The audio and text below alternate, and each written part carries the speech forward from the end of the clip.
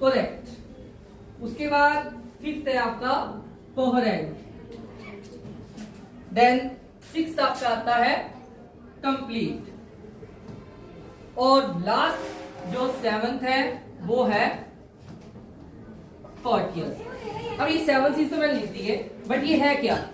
First देखिए, first हमने क्या लिखा? क्लियर, यानी कि हमारा जो भी बोला जा रहा है बिल्कुल क्लियर हो, सामने वाले को समझ आ जाए।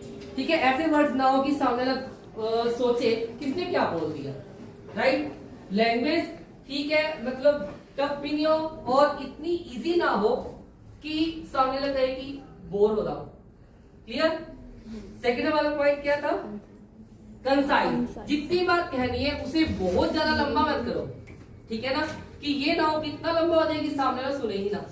इतना हो कि ठीक है सुने भी और समझे भी, तो उसे जितना हो सके कंसाइज करें, यानी कि उसको कंजिस्ट करना है। क्लियर।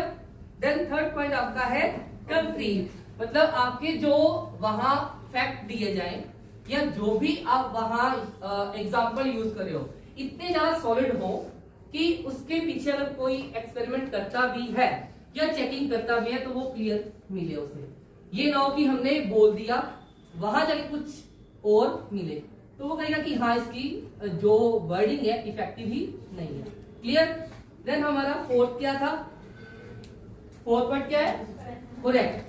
ठीक है, सेम इसी से ही कॉन्क्रीट से है कि जो हमने बोला उसे करेक्ट वे से बोला जाए और करेक्ट वे से ही समझाया जाए। ठीक है। देन इसके बाद कौन सा है? कहीं कितने में से हो सकती है? कॉमन वे में कितने में से होती है? कौन कौन सा? एक हम बोलर करते हैं, सेकेंडली इफेक्टिव कौन सा उनमें से?